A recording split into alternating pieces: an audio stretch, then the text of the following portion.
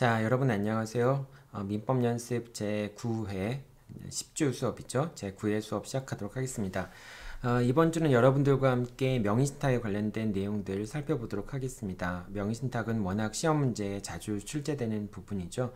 그리고 특히 이제 명의신탁과 관련해서 채권자 대위권이나 채권자 취소권하고도 연결이 되는 경우들이 많이 있죠.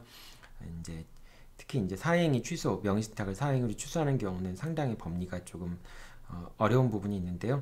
그런 부분들 중심으로 해서 여러분들이 사례와 같이 관련시켜서 이론적인 기본적인 내용들을 잘 숙지하기 바랍니다. 자, 그럼 내용들 하나씩 살펴보도록 하죠. 자, 먼저 명의신탁이 유효한 경우인데요. 명의신탁이 유효한 경우들이 있죠. 이제 이런 경우에 명의신탁이 유효합니다. 부부간 명의신탁이라든지 상호 명의신탁이라든지 종중이나 종교단체의 명의신탁이라든지 또는 가등기담보, 양도담보 같은 경우에 이제 명의신탁이 유효하죠. 자, 이런 명의신탁이 유효한 경우에는 신탁자가 소유자입니다. 대내적으로는 신탁자가 소유자이고요. 수탁자는 소유자가 아니고요. 그렇기 때문에 수탁자의 점유는 타주 점유입니다. 소유의 의사로 점유한 것으로 볼 수 없겠죠. 그렇기 때문에 수탁자 같은 경우에는 소유 이제 20년간 점유한다고 하더라도 수탁자가 자신의 취득시효 완성을 주장하기는 어렵게 됩니다. 자, 하지만은 명의신탁 같은 경우에는 유효한 경우에 대내적으로는 신탁자가 소유자가 되지만은 대외적으로는 수탁자가 소유자가 됩니다. 그렇기 때문에 대외적으로 소유권에 기초해서 방해배제 총권을 행사할 수 있는 사람 또는 부당이득 반환 총권을 행사할 수 있는 사람은 명의수탁자인 것이고요. 명의신탁자는 대외적으로 자신이 소유자임을 주장하면서 방해배제를 청구하거나 또는 이제 소유권에 기초한 부당이득을 반환 청구하거나 그럴 수는 없다라고 하는 겁니다. 자, 양자간 명의신탁 부단을 살펴보도록 하죠. 자, 양자간 명의신탁 같은 경우에는 이제 갑이 자기가 소유한 부동산을 이제 을한테 명의를 신탁하는 그런 거죠. 이제 명의 신탁자. 그 다음에 을을 명의 수탁자라고 할게요. 자, 양자간 명의신탁의 경우에 원칙적으로는 명의신탁 약정 자체와 그 다음에 물권 변동 자체가 다 무효가 됩니다. 자, 그렇기 때문에 수탁자는 소유권을 취득할 수 없고요. 갑이 비록 을의 이름을 빌려서 을의 명의로 소유권 이전 등기를 해 두었다 할지라도 그 등기는 무효이고 명의신탁 약정은 무효이기 때문에 여전히 소유권은 갑한테 있습니다. 그리고 을은 등기 명의인이지만은 소유자가 될 수 없죠. 그리고 이 명의신탁 관계는 당연히 반사회질서의 법률행위에 해당하는 것은 아닙니다. 따라서 갑과 을 사이의 명의신탁 약정이 무효이고 그 다음에 을 명의의 소유권 이전 등기가 무효이기 때문에 갑은 을한테 이제 소유권에 기초해서 등기 말소를 청구할 수 있겠죠. 등기 말소를 청구할 수 있는데 이 등기 말소 청구가 반사회질서의 법률행위에 해당하지는 않는다라고 얘기하는 겁니다. 갑과 을의 명의신탁 약정 자체가 반사회질서의 법률행위에 해당한다면은 갑은 을에게 목적물의 반환이나 등기의 말소 같은 거를 청구할 수가 없겠죠. 그런데 명의신탁 약정이 무효이긴 하지만은 명의신탁 약정이 반사회질서의 법률행위에 해당하는 것은 아니기 때문에 그렇기 때문에 갑은 을을 상대로 해서 등기의 말소를 청구할 수 있습니다. 이게 이제 2019년도에 한번 문제가 됐었죠. 그래서 2019년도에 명의신탁 약정 자체가 반사회질서적인 법률행위인 것인가, 따라서 소유자가 수탁자에게 등기의 말소를 청구할 수 있는가 여부가 다시 한번 문제가 되었습니다. 이제 우리 사회가 사회적인 여건이 바뀌었기 때문에 이제는 더 이상 이제 명의신탁에 따른 등기 말소를 청구할 명의신탁 약정이 무효이고 소유권 이전 등기가 무효이다라고 하는 걸 이유로 해서 등기의 말소를 청구하는 것이 정당한가라고 하는 부분에 대한 다시 한번 논의가 있었는데요. 2019년도에 이제 대법원에서 공개 변론도 하면서 논의가 있었는데 결과적으로 여전히 명의신탁 약정은 무효이지만은 그렇다고 그 명의신탁 약정이 반사회질서의 법률행위에 해당하는 것은 아니다라고 해서 등기의 말소를 청구할 수 있다는 판결이 내려졌죠. 자, 그렇고요. 이제 양자간 명의신탁 같은 경우에 유효한 경우도 있었죠. 아까도 얘기했지만 부부간 명의신탁은 유효하고요. 상호 명의신탁, 이 상호 명의신탁이라고 하는 것은 공동소유에서 살펴봤듯이 이거는 이제 구분소유적 공유관계를 얘기하는 거죠. 구분 소유적 공유가 상호 명의신탁에 해당하는 거죠. 종중도 있고요. 또 종교단체도 포함이 됩니다. 그 다음에 가등기 담보나 양도 담보 같은 담보 목적의 이제 그 신탁 등기 이런 것도 유효하다라고 보는 것이죠. 자, 이 명의신탁 약정 자체가 무효이긴 하지만요, 제3자를 보호하는 규정이 있습니다. 예를 들면은 이제 을이 명의수탁자인 걸 기화로 해서 병한테 X 부동산을 매도하는 경우가 있을 수 있겠죠.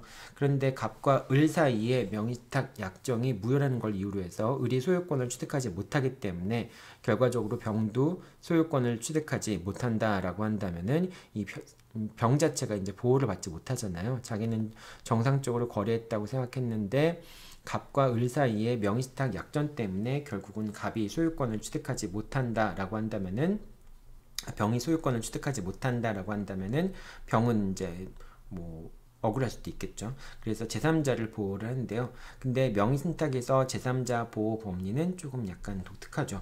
일단은 먼저 선의 악의와 상관없이 보호를 합니다.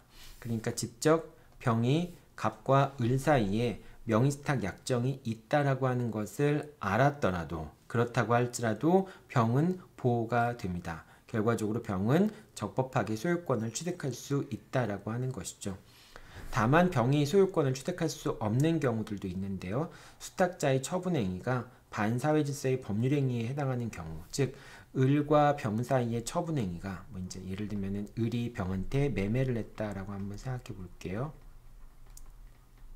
을과 병 사이의 매매 계약이 반사회질서의 법률행위가 되는 경우에, 즉 을이 명의신탁 약정이 무효이기 때문에 X 부동산을 갑한테 돌려줘야 될 지위에 있는 사람이 그거를 이제 배신을 하고 병한테 양도를 했고, 그런 배임행위를 했고, 그 배임행위에 병이 적극적으로 가담한 경우라고 한다면은 을과 병 사이의 매매 계약은 반사회질서의 법률행위에 해당해서 무효가 될 수 있습니다. 그런 경우라고 한다면 병이 소유권을 취득하지 못할 수가 있겠죠. 자, 이 경우에는 이제 제3자가 보호되지 않고요. 만약에 병이 이제 적극 가담해가지고 을의 이제 배임행위에 적극 가담해서 을과 병 사이의 매매 계약이 무효가 됐다라고 했을 경우에는 병으로부터 소유권을 취득한 정 역시 보호되지 못합니다. 이 경우에 정은 역시 선의 악의와 상관없이 보호되지 못하는 거죠. 반사회질서의 법률행위로서 을과 병 사이의 매매 계약이 무효가 되면은 이때는 제3자를 보호하기 위한 규정이 없는 거죠. 그렇기 때문에 정은 언제나 소유권을 취득할 수 없게 됩니다. 그래서 전득자도 보호되지 않는다라고 하는 점도 여러분들이 꼭 기억해 둬야 되겠죠. 자, 그 다음에 여기 제3자의 의미가 중요한데요. 제3자의 의미가 뭔지 살펴보도록 하겠습니다. 자, 제3자 여부가 문제되는 경우는 다음과 같은 경우입니다. 두 가지 경우를 한번 생각해 볼게요. 갑과 을이 있고요. 그 다음에 갑과 역시 마찬가지로 을이 있습니다. X 부동산에 대해서 명의신탁 약정을 체결한 경우입니다. 자, 근데 이 경우에 이제 병이라는 제3자가 있는데요. 근데 어쨌든 등기부상 명의자는 을이니까 뭐 어떤 경우가 됐든지 병은 을로부터 등기부상 권리를 취득해야 되겠죠. 자, 이 경우도 똑같이 이제 병이 등기부상 명의자인 을로부터 권리를 취득한 것이죠. 자, 그런데 이제 이 병의 지위가 좀 다를 수가 있어요. 어떤 경우냐면 첫 번째 경우에는 병이 을이 권리자라고 믿고 을과 직접 계약을 체결한 경우입니다. 뭐 여기서 이제 뭐 소유권 이전 등기가 됐든지 매매 계약을 체결하고 소유권 이전 등기를 했든지 아니면 근저당권 설정 등기를 했든지, 뭐 예를 들면 근저당권 설정 등기라고 한번 얘기해 보죠.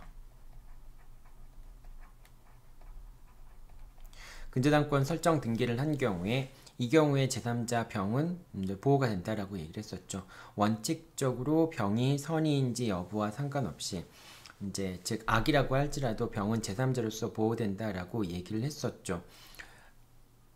자, 그런데 이때 이제 병이 소유권을 취득할 수 없는 경우는 을의 배임행위에 병이 적극 가담한 경우, 그런 경우에만 병은 소유권을 취득할 수 없고, 원칙적으로 병은 선인지 악인지 여부 상관없이 권리를 취득할 수 있죠.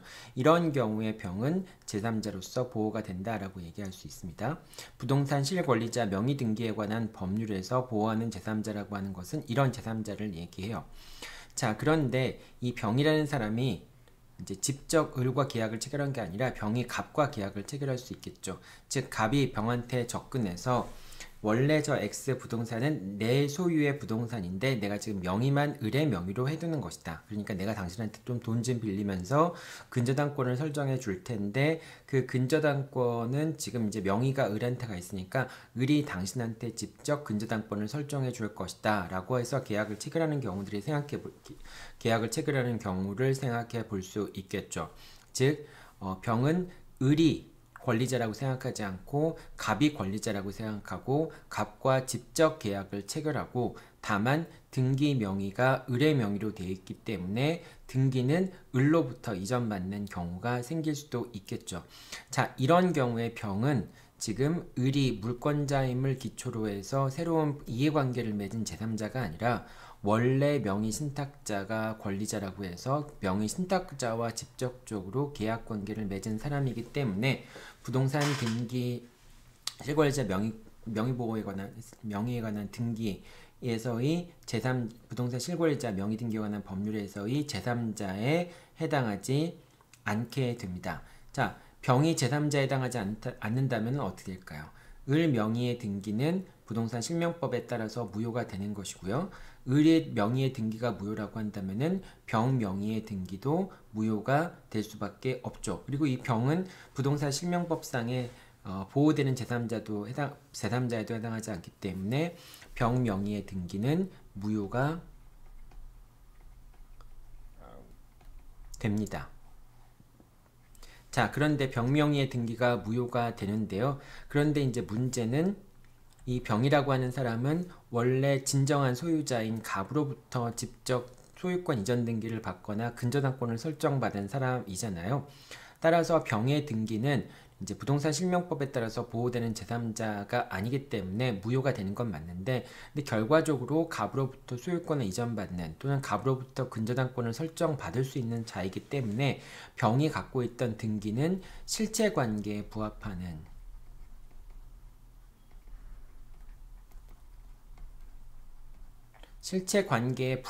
등기라고 얘기할 수가 있게 됩니다.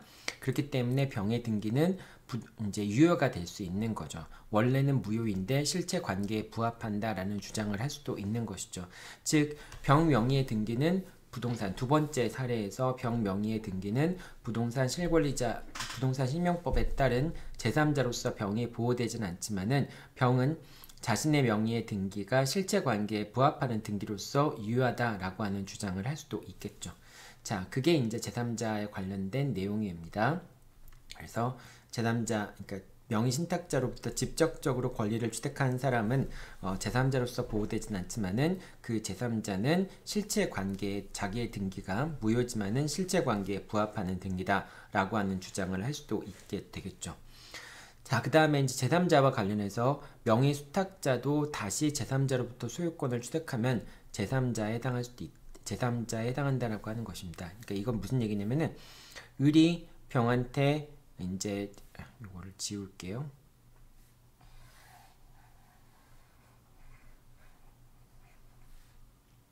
자, 이 산에서 을이 병한테 소유권을 이전해 주었다가 그럼 이제 병은 제3자로서 소유권을 취득하게 되죠.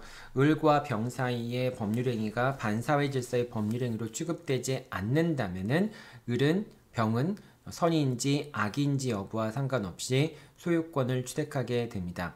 그런데 병이 다시 또 이 부동산을 을한테 파는 경우가 있을 수 있겠죠.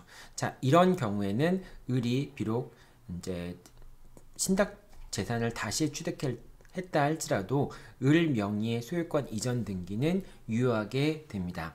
왜냐하면 만약에 을이 소유권을 취득하지 못한다라고 한다면은 을은 다시 병한테 예를 들면 첫 번째 이 매매 계약을 통해서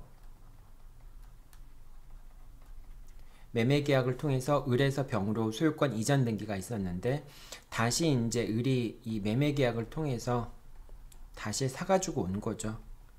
자, 근데 이때 을이 소유권을 취득할 수 없다라고 한다면은 을은 이제 매매 계약상의 권리를 취득할 수 없다는 걸 이유로 해서 병한테 또 계약상의 책임을 물을 수 있겠죠.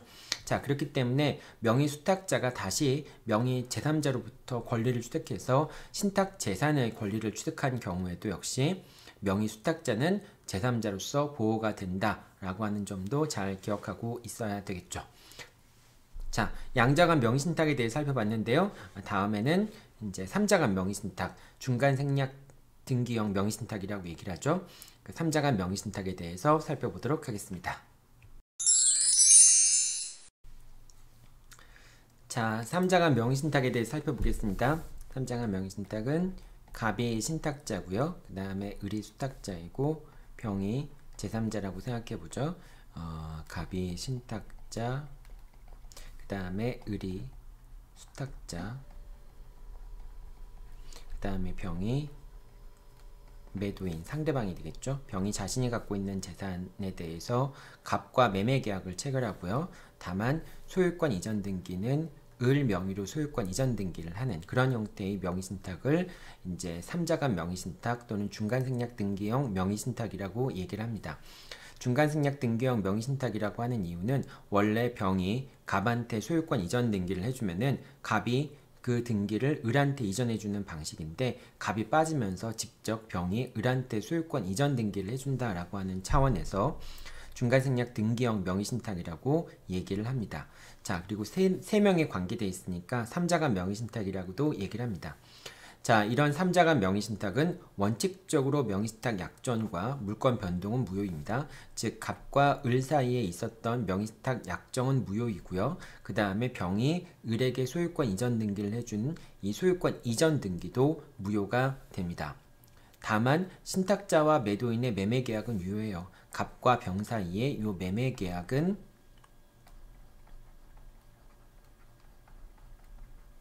매매 계약은 유효하게 됩니다. 자, 이렇게 되고요. 그리고 신탁자는 매도인을 대위하여 수탁자의 등기 말소를 청구할 수 있습니다. 이 매매 계약이 있으니까 결과적으로 이제 을이 소유권을 취득할 수 없게 되잖아요. 을이 소유권을 취득할 수 없게 되니까 이제 이걸 정리를 해야 될 텐데, 그럼 갑과 병 사이의 매매 계약은 유효하니까 여전히 갑은 병에게 소유권 이전 등기를 청구할 수 있고요. 병은 갑에게 매매 대금의 지급을 청구할 수 있겠죠. 따라서 갑은 이제 소유권 이전 등기 청구권을 보존하기 위해서 갑이 병에 대해서 갖고 있는 소유권 이전 등기 청구권을 피의 보전 권리로 해서 병이 을에 대해서 갖고 있는 등기 말소 청구권, 이 등기 말소 청구권의 근거는 소유권에 기초한 이제 소유물 방해 배제 청구권이 되겠죠. 그래서 그 등기 말소 청구권을 대위 행사하게 됩니다. 즉 갑은 병을 대위해서 을을 상대로 소유권 이전 등기의 말소를 청구할 수 있게 됩니다. 자, 이게 이제 명의신탁에 관한 기본적인 법률 관계이고요. 3자간 명의신탁 같은 경우에는 뭐 그렇게 복잡할 건 없죠. 다만 이제 을이 제3자한테 뭐 예를 들면 정이라는 사람한테 목적물을 처분하는 경우가 있을 수 있습니다. 자, 이 경우에는 정은 부동산 실명법에서 보호되는 제3자로서 부동산 실명법에 따라 보호가 될 수 있습니다. 따라서 이 경우에 정은 선의인지 악의인지 여부와 상관없이 X 부동산의 소유권을 취득하게 됩니다. 자, 이게 을 명의에 남아있을 때는 을이 소유권을 취득하지 못하니까 아까 채권자 대위권을 행사해서 다시 병의 재산으로 돌린 다음에 갑과 병 사이의 매매 계약이 서로 이행됨으로써 법률관계가 종료가 되면 되는데요. 근데 만약에 정이라는 제3자가 끼게 되면은 정이 유효하게 소유권을 취득하게 됩니다. 자, 그럼 이 소유권을 취득하게 되면 누가 결과적으로 소유권을 상실하게 된 걸까요? 네, 병이 소유권을 상실하게 되는 거죠. 왜냐하면 이 갑과 을과 병 사이에 소유권 이전 등기가 무효가 된다면은 그 소유권은 여전히 병한테 남아있는 것이기 때문에 그렇죠. 그런데 을이 정한테 처분하는 바람에 병은 다시 소유권을 취득하지 못하게 되는 것이 되니까 결과적으로 정이 소유권을 취득함으로써 병이 소유권을 상실하게 되는 그런 결과에 놓이게 되는 것이죠. 자, 그럼 만약에 정이 소유권을 취득하게 되면 어떻게 되느냐? 첫 번째, 제3자는 유효하게 수탁자로부터 신탁 재산에 대한 소유권을 취득하게 되겠죠. 만약에 이제 을과 정 사이의 매매 계약이 반사회질서의 법률행위라고 한다면은 그럼 결과적으로 정은 소유권을 취득하지 못할 수도 있지만 그렇지만은 을과 정 사이의 매매 계약이 반사회질서의 법률행위가 아니라고 한다면은 정이 선의인지 악의인지 여부와 상관없이 정은 소유권을 취득하게 되고요.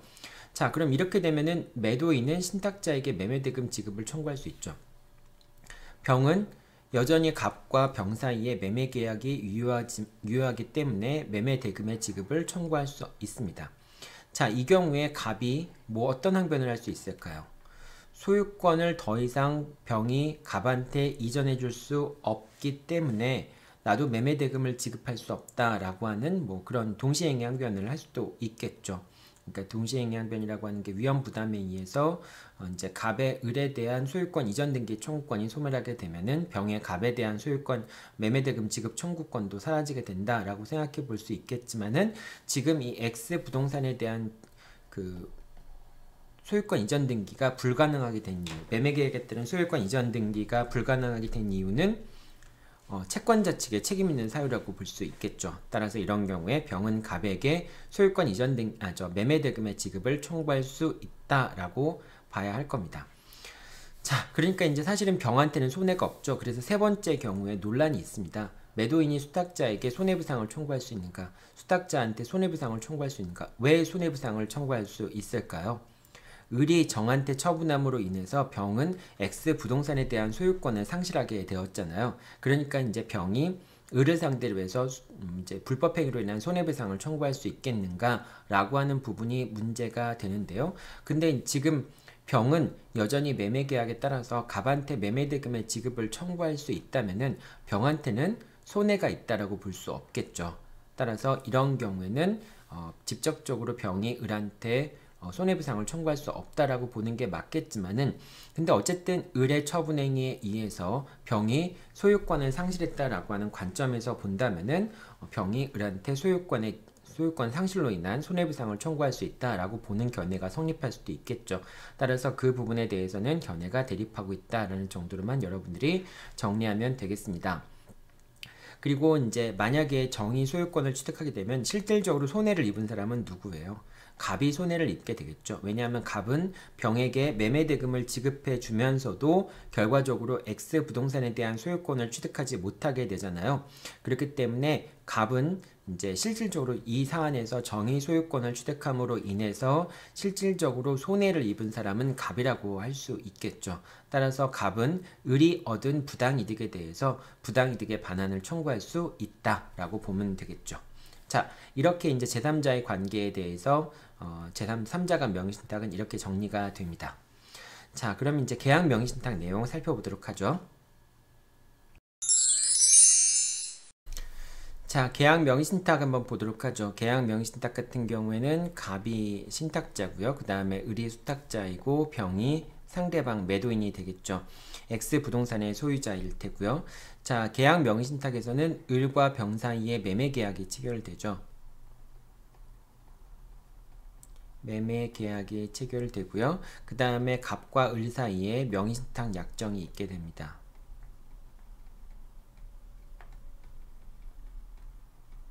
약정이 있게 됩니다. 자, 그런데 이 계약 명의신탁에서는 병이 갑과 을 사이에 명의신탁 약정이 있었는지 여부를 알았는가 몰랐는가 라고 하는 부분이 상당히 중요한 의미를 갖게 되죠. 따라서 첫 번째 경우 매도인이 선의인 경우를 한번 생각해 보도록 하겠습니다.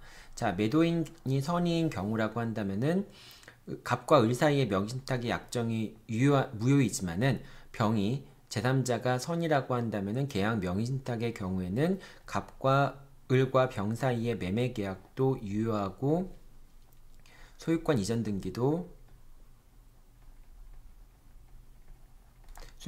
등기도 유효하게 됩니다. 그래서 을은 적법하게 소유권을 취득하게 되죠. 자, 그 다음에 수탁자는 신탁자에게 부당이득 반환 의무를 부담하게 됩니다. 보통의 이제 계약 명신탁에서는 갑이 을에게 매수 자금을 제공을 해주잖아요. 갑이 을에게 매수자금을 지급을 하게 됩니다. 따라서 을은 갑으로부터 매수자금을 제공받고 그 매수자금으로 병과 매매계약을 체결한 것이 되겠죠. 자, 그런데 명의신탁 약정이 있었지만은 을이 X 부동산에 대한 소유권을 취득하게 됩니다. 근데 그 돈은 사실은 갑으로부터 받은 거였죠. 매매 대금은 갑으로부터 받은 것이었죠. 따라서 이런 경우에 갑은 X 부동산에 대한 권리를 취득하지는 못하지만은 자신이 을한테 제공한 매수 자금을 부당이득으로 반환 청구할 수 있습니다. 자, 그런데 이런 부당이득으로 반환 청구할 수 있는 것은 이제 그 반환 청구할 수 있음에도 불구하고 사실상 이때 그 명의 수탁자라고 하는 을은 어떤 사람일까요? 갑의 부탁을 받아서 이제 명의 신탁 계약을 체결한 사람이기 때문에 그냥 갑이 지시에 따라서 그 이제 병과 매매 계약을 체결했을 가능성이 있겠죠. 그럼 나중에 이제 알고 보니까 자신이 계약 명의 신탁에서 수탁자로서 병이 선의인 경우에는 소유권을 취득할 수 있다라고 하는 걸 사후적으로 알게 되어서 부동산에 대한 소유권을 취득하는 것이 되겠죠. 근데 만약에 이제 을이 그 부동산을 팔아서 뭐 갑한테 이제 부당이득에 대한 부당이득을 반환해 준다든지라고 하면 상관이 없겠지만은 사실상 을의 입장에서는 그 부동산을 처분한다 뭐 이런 거를 이제 그럴 수 없는 상황이 생길 수 있겠죠. 부동산을 거래해 본 경험도 없고 그런 경우들도 있을 수 있으니까. 자, 따라서 이런 경우에 을은 갑에게 부당이득 반환에 가름하여서 명의신탁된 토지에 대한 소유권을 대신 변제하는 것, 즉 대물변제를 하는 것, 갑과 을 사이에 부당이득 반환 대신에 대물변제를 하기로 하는 약정도 가능합니다. 자, 그런데 대물변제 약정을 하는 것도 가능한데 이 대물변제 약정이라고 하는 것이 처음에 갑과 을이 명의신탁 계약을 체결하면서 대물변제 약정을 하면 안 돼요. 그 대물변제 약정을 할 때 이제 처음부터 이제 대물변제 내가 매수자금을 제공하고 그 다음에 X 부동산을 대물변제한다 그런 약속이 있으면 안 되는 거고요. 나중에 사후적으로 을이 부당이득 반환에 가름해서 갑에게 소유권 이전 등기를 해주겠다라고 하는 대물변제를 하는 그런 경우에만 유효하다고 생각하면 됩니다. 즉 명의신탁 약정 자체에 을이 갑에게 X 부동산을 대신 매수자금에 대한 가름해서 X 부동산의 소유권을 넘긴다라고 하는 내용이 명의신탁 약정에 포함되어 있다면은 그러한 대물변제의 약정은 무효라고 봐야 됩니다. 무효인 명의신탁의 기초에서 이루어진 법률행위이기 때문에 그러한 법률행위도 무효라고 봐야 되겠죠. 근데 나중에 사후적으로 을이 부당이득 반환을 해야 되는데 돈이 없으니까 차라리 그냥 X 부동산을 갑에게 소유권 이전 등기하겠다라고 하는 대물변제하겠다라고 하는 경우에는 그러한 대물변제도 유효하다라고 하는 것도 알고 있어야 되겠죠. 자, 근데 이 부분이 좀 이제 중복해서 기술이 됐는데요. 이 부분 이제 여러분들 중복해서 나오는 거니까 그냥 지우면 되겠죠. 여러분들 수업 시간에 나갈 때는 그냥 지워서 나가는 걸로 알고 있으면 될 것 같습니다. 네. 자, 그런데 이제 이 경우라고 할지라도 즉 3자간 명의신탁에서 이제 계약 명의신탁에서 이제 을이 갑한테 대물변제를 하긴 한 경우라고 할지라도 이 대물변제 약정이 이제 나중에 명의신탁 약정과 동시에 있었으면 안 되지만은 나중에 부당이득에 가름해서 이제 대물변제하기로 약속하는 것은 유효하다라고 얘기를 했죠. 자, 그런데 만약에 갑과 을이 대물변제 약정을 하면서 소유권 이전 등기는 갑한테가 아니라 제3자한테 이제 갑이 지정하는 제3자한테 대물변제를 하기로 한다라고 하면은 이거는 또 뭐가 될까요? 이거는 중간생략 등기형 명의신탁이 또 있는 거라고 볼 수 있겠죠. 즉 갑과 을이 이제 원래 소유자이고 소유권을 갑한테 넘기기로 했는데 갑한테 직접 소유권 이전 등기를 하지 않고 갑과 을 사이에 대물변제 약정이 있었는데 갑에게 소유권 이전 등기를 해주지 않고 갑이 지정하는 제3자한테 소유권 이전 등기를 해준다라고 하는 것은 결국은 갑과 정 사이에 명의신탁 약정이 있는 것이고요. 을이 갑의 그 명의신탁 약정의 기초에서 수탁자한테 소유권 이전 등기를 해주는 거나 마찬가지잖아요. 따라서 이런 경우에는 만약에 을이 명의신탁자인 갑에게 소유권 이전 등기를 하지 않고 정한테 소유권 이전 등기를 한다면은 여기서는 또 제3자를 위한 제3자가 명의신탁이 성립될 수 있습니다. 그러니까 결과적으로 정은 소유권을 취득하지 못하고 여전히 을이 소유권을 갖고 있게 되겠죠. 다만 갑은 대물변제 약정에 기초해서 을에게 소유권 이전 등기를 청구할 수 있겠죠. 자, 이게 계약 명의신탁에서 이제 매도인이 선의인 경우를 얘기하는 겁니다. 자, 그럼 이제 매도인이 악의인 경우도 문제가 될 수 있겠죠.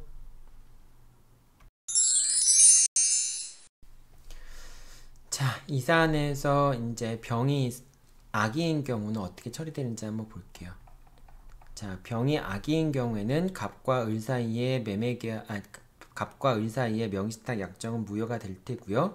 그 다음에 병이 악의이기 때문에 을 명의의 소유권 이전 등기도 무효가 됩니다. 그래서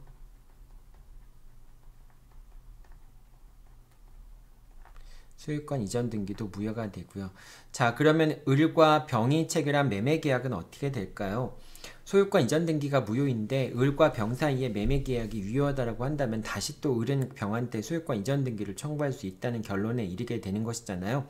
따라서 이런 경우에는 을과 병 사이의 매매 계약도 무효로 된다라고 봐야 되겠죠.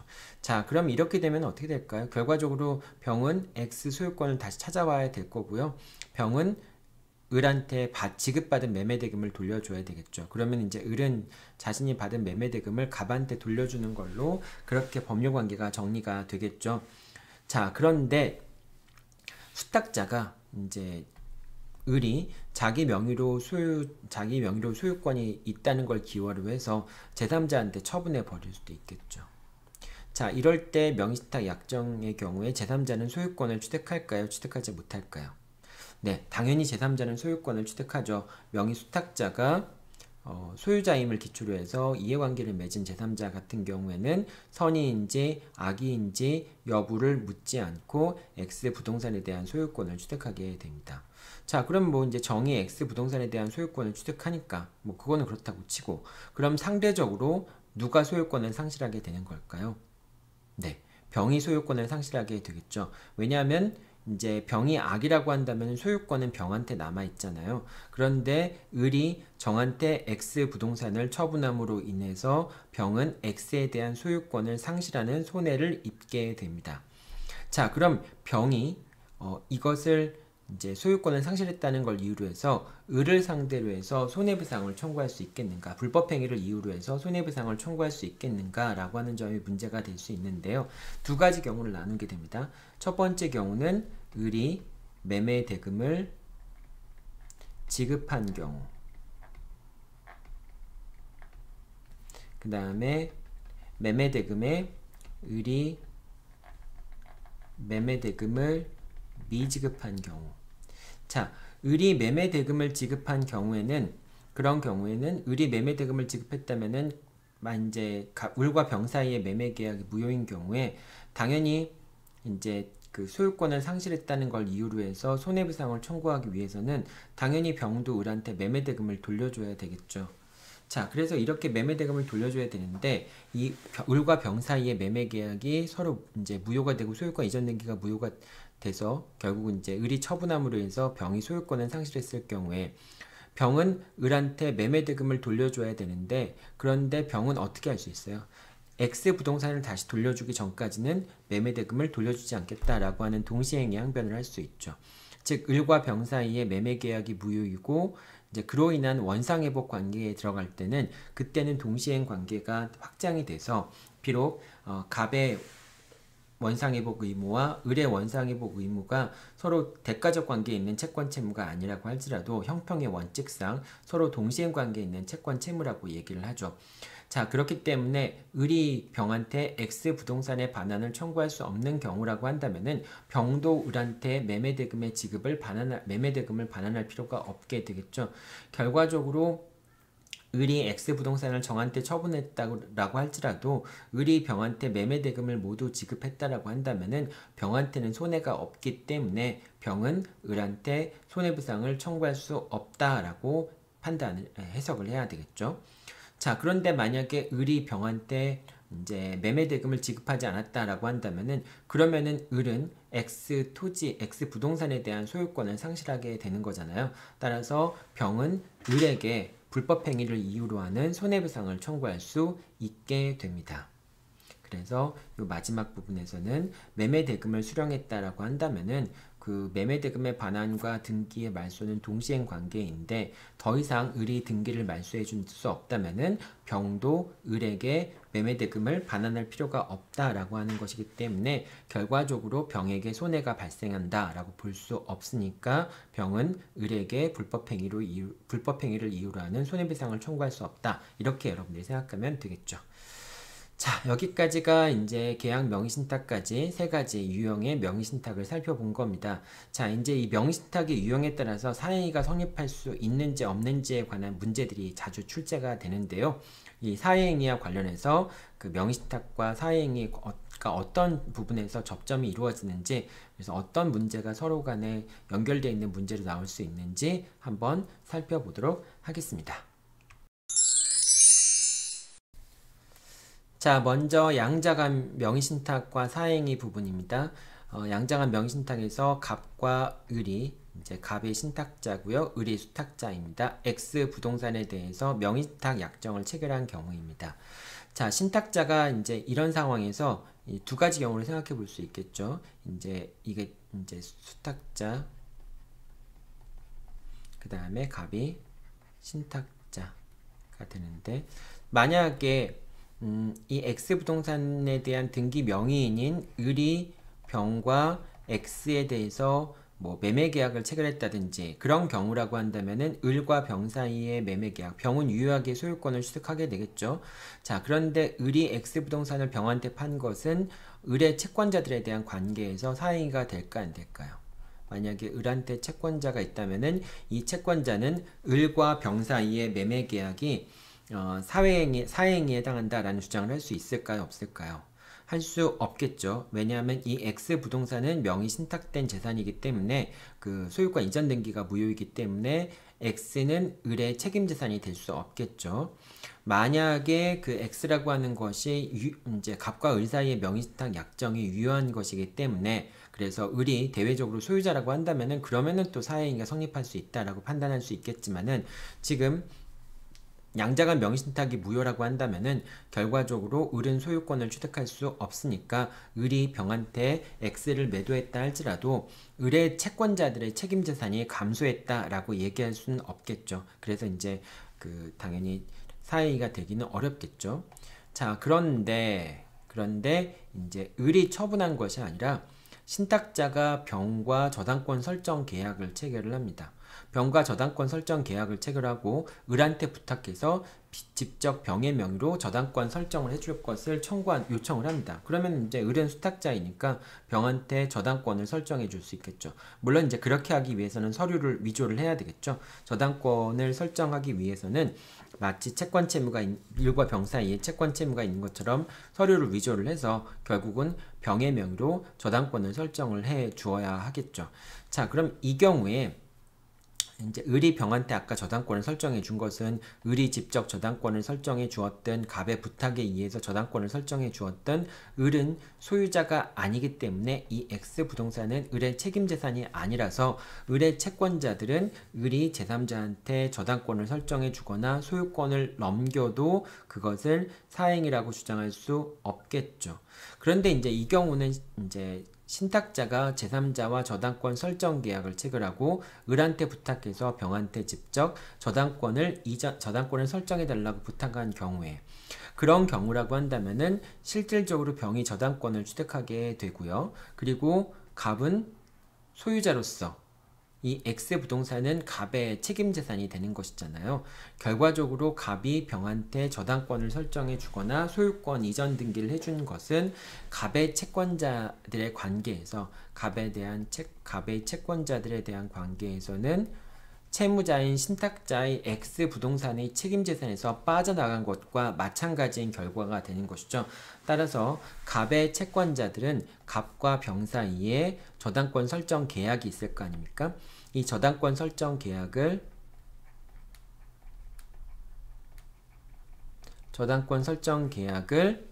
사행위로서 취소할 수가 있게 됩니다. 자, 그래서 첫 번째 저당권 설정 행위는 사행위, 뭐 저당권을 설정하든지 소유권을 이전하든지 상관은 없습니다. 자, 이렇게 되고요. 이제 첫 번째 경우는 을이 처분하는 경우는 어떠한 경우도 사행위가 성립할 수 없겠지만 갑이 처분하는 경우에는, 그래서 수탁자한테 등기만 직접 이전해 주라고 부탁한 그런 경우라고 한다면은 신탁자와 제3자 사이에 이루어진 처분 행위는 친탁자의 채권자들에 대한 관계에서 사행위에 해당할 수가 있게 됩니다. 자, 그리고 이제 명의신탁 약정이 무효였기 때문에 등기도 무효여서 수탁자가 신탁자한테 소유권을 돌려주는 그런 신탁재산을 반환하는 경우에도 사행위에 해당하지 않는다라고 볼 수 있습니다. 이것도 사행위에 해당하지 않는다라고 보면 되겠죠. 자, 여기까지가 양자간 명의신탁에서 이제 사행위가 문제될 수 있는 경우를 얘기를 하는 거고요. 이제 계약 명의신탁에서 사행위가 문제될 수 있는 경우를 한번 살펴보도록 하죠. 계약 명의신탁 같은 경우에는 3자간 명의신탁부터 해야 되는데요. 계약 명의신탁 같은 경우에는 이제 계약 명의신탁 같은 경우에는 갑과 을 사이의 명의신탁 약정이 있고요. 을과 병 사이의 매매계약이 체결되는 것이죠. 갑은 을한테 매수자금을 제공하고 매수자금을 제공받은 을이 병과 매매계약을 체결하는 것이죠. 자, 첫 번째 경우 수탁자의 처분행위. 자, 수탁자가 소유권을 이전받습니다. 이제 매수자금을 지급하고 병으로부터 소유권을 이전받겠죠. 자, 이런 을이 X 부동산을 제3자한테 처분했다라고 했을 때, 병한테 처분했다라고 했을 때 을의 채권자에 대한 입장에서는 을과 병 사이의 처분행위,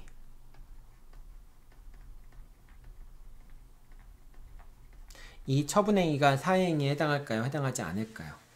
네, 지금 계약 명의신탁에서는 병이 선의인 경우라고 한다면은 을은 소유권을 취득하게 되잖아요. 따라서 을이 그 소유권을 병한테 처분하게 되면은 그 처분행위는 을이 소유자로서 처분하는 거니까 당연히 유효한 것이고요. 뭐 유효 무효를 따질 필요가 없겠죠. 소유자가 처분하는 것이니까요.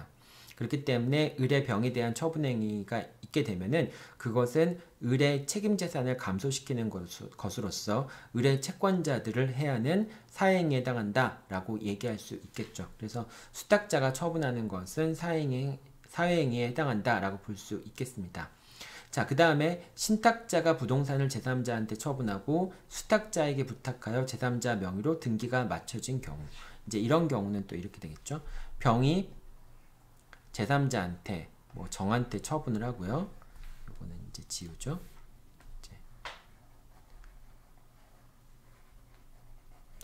병이 제3자한테 처분을 하고요. 그 다음에 을에게 부탁해서 직접 정의 명의로 소유권 이전 등기를 해주거나 저당권을 설정해 주라 라고 이렇게 부탁해서 을이 직접 정에게 소유권 이전 등기를 해주거나 또는 저당권을 설정한 경우가 있을 수 있겠죠. 자, 이런 경우에는 갑의 채권자들이 정과 저당권 설정이라든지 소유권 이전 등기라든지 그런 처분행위에 대한 약속을 했을 때, 처분행위가 있었을 때, 그리고 그것에 이제 직접 갑이 등기 명의인이 아니니까 을한테 부탁해서 정한테 소유권 이전 등기를 해주라 라고 이렇게 했을 때, 그럴 때 갑과 정 사이의 처분행위가 사행위에 해당하는지 여부가 문제가 될 수 있겠죠. 그런데 당연히 갑과 정 사이의 처분행위는 사행위가 될 수 없겠죠. 왜 그럴까요? 갑은 소유자가 아니잖아요. X 부동산에 대한 소유자는 을이 소유자이고 갑은 X 부동산에 대한 소유자가 아니기 때문에 자기 소유도 아닌 물건을 정한테 처분했다라고 한다고 해서 갑과 정 사이의 처분행위가 사행위가 될 가능성은 없겠죠. 그래서 을이 처분하는 경우에는 사행위가 될 수 있겠지만은 갑이 처분하는 경우에는 사행위가 될 수 없다라고 생각하면 됩니다. 자, 여기까지가 이제 계약 명의신탁과 이제 그 사행위 성립 여부에 관련된 내용입니다. 자, 그다음 마지막으로 이제 양자간 명의신탁과 사행위에 관련된 내용들을 살펴보도록 하죠. 3자간 명의신탁과 사행위에 관련된 부분들 볼 텐데요.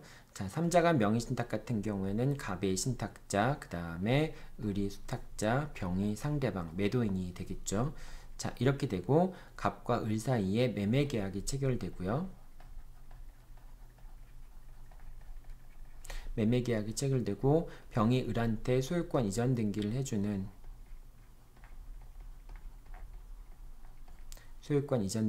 그런 법률관계가 성립이 되겠죠. 자, 여기서 을은 소유권을 취득할 수 없죠. 이제 물권 변동이 무효가 되기 때문에 을은 소유권을 취득할 수 없게 됩니다. 자, 여기서 수탁자가 제3자한테 정한테 처분했다라고 한다면은 수탁자의 처분행위는 사행위에 해당하지 않습니다. 을의 처분행위는 을이 정한테 처분한 행위는 사행위에 해당하지 않습니다. 물론 이럼으로써 병의 소유권을 상실하게 되겠죠. 이런 경우에 병이 소유권을 상실했을 때 그것이 이제 을의 그 소유권 상실을 이유로 해서 을에게 손해배상을 청구할 수 있느냐, 아니면 그냥 병은 여전히 갑한테 매매대금의 지급을 청구할 수 있으니까 매매대금만 받으면 되느냐, 이런 부분에 대해서는 아까 논란이 있다는 설명을 했었죠.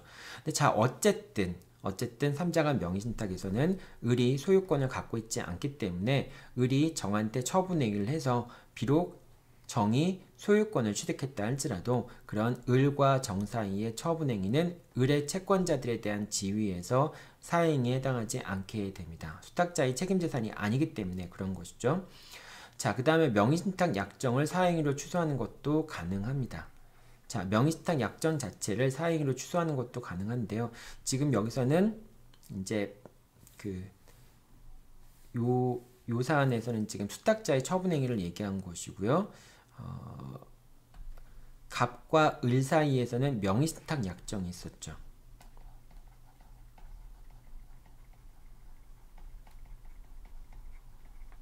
명의신탁 약정이 있었는데 갑의 채권자가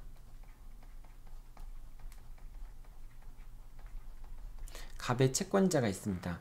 갑의 채권자 입장에서 봤을 때는 이제 만약에 이렇게 3자간 명의신탁이 있었을 때 제3자를 빼버릴게요.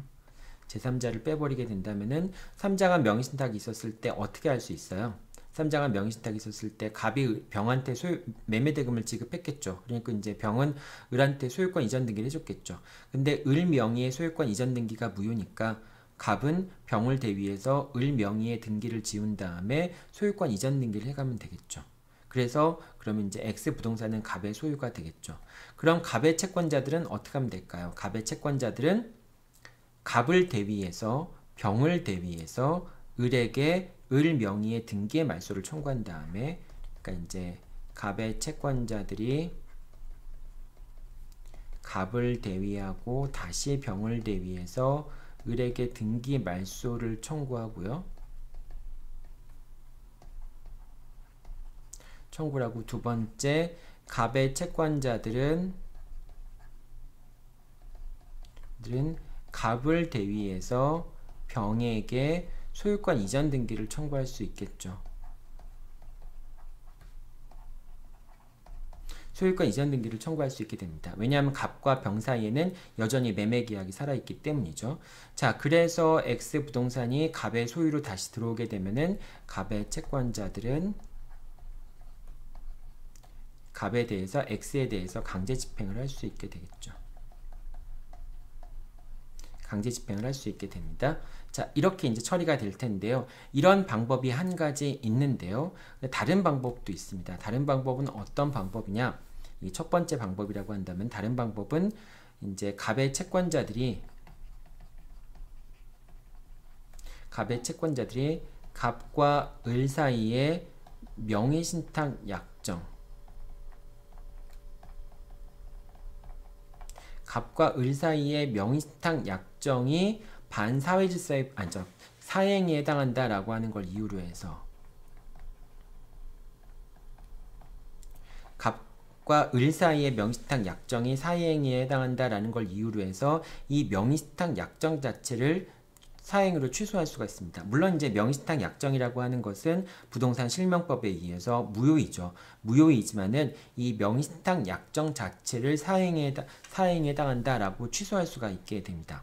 그러면 뭐 이제 여러분이 일단 뭐 약간 좀 이해가 안 된다고 하더라도 갑과 을 사이의 명의신탁 약정을 사행위에 해당해서 취소할 수 있다라고 이렇게 본다면은 결과적으로 이제 사행위 취소 소송이라고 하는 것은 그 사행위를 취소하는 형성의소와 그 다음에 그것에 따른 원상회복을 청구하는 이행의소 두 가지로 구분이 되잖아요. 그럼 이 경우에는 어떻게 원상회복을 하냐라고 하는 게 문제가 될 수 있겠죠. 이 경우에 원상회복의 방법은 을 명의의 등기를 말소 청구하는 겁니다. 즉 갑과 을의 명의신탁 약정을 취소한다. 을 명의의 등기를 말소한다 라고 하는 게 사행위 취소의 기본적인 원상회복의 방법이 되겠죠.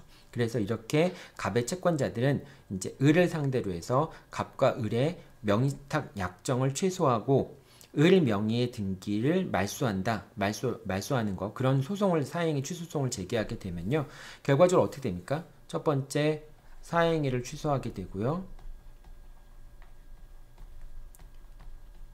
사행위를 취소하게 되면은 결국은 이 X 부동산은 다시 병의 명의로 돌아가게 되겠죠. 그럼 두 번째는 갑의 채권자들은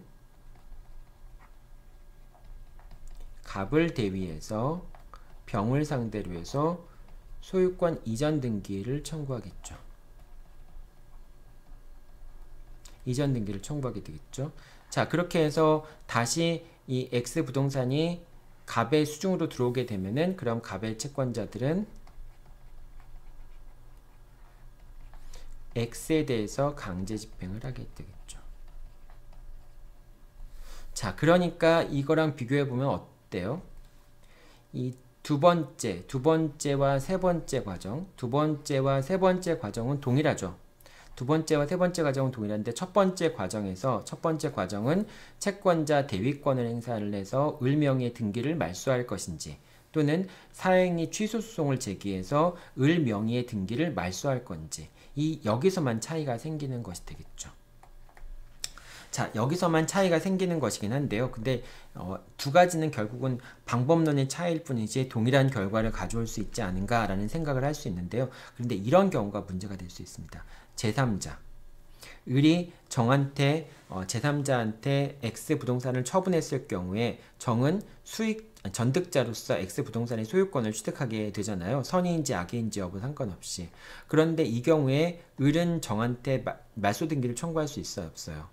말소 등기를 청구할 수 없게 되죠. 왜냐하면 제3자 부동산 실명법에 의해서 보호되는 제3자는 선의인지 악의인지 여부를 묻지 않고 소유권을 취득하게 되니까. 그러니까 이 경우에는 채권자 대위권에 의한 방법으로는 정명의의 등기를 말소시킬 수가 없어요. 그런데 이 사행위 취소 소송에 의해서 취소 소송의 방법으로 접근을 하게 된다면은 정은 수익자에 해당하는 것이잖아요. 전득자에 해당하는 것이잖아요. 따라서 정이 전득자라고 한다면 자기가 선의임을 입증하지 못한다라고 한다면은 수익자와 전득자 같은 경우에는 사행위 채권자가 수익자와 전득자를 상대로 해서 사행위를 취소하고 그 다음에 원상회복으로서 등기의 말소를 청구할 수 있게 되겠죠. 자, 그런 면에서 정이 악이라고 한다면은 소유권을 취득하지 못하게 되는 경우가 발생할 수 있습니다. 즉 사행위 취소에 의해서 정명의 등기가 말소될 수 있는 것이죠.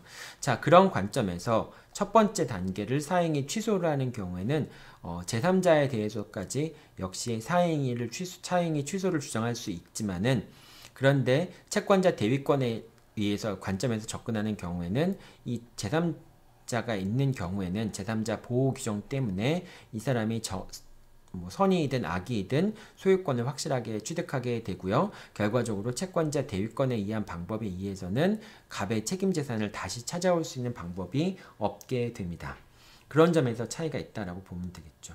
이 두 가지 방법론, 이제 명의신탁 약정 자체를 취소하는 방법 또는 갑의 채권자들이 대위에서 을명의 등기를 말소하고 다시 소유권을 찾아오는 방법, 이 두 가지 방법 다 가능하지만은 제3자가 있는 경우에는 사행위 취소에 의한 방법으로만 책임 재산을 찾아올 수 있는 가능성이 남아 있다. 여러분들이 이렇게 생각하면 되겠습니다.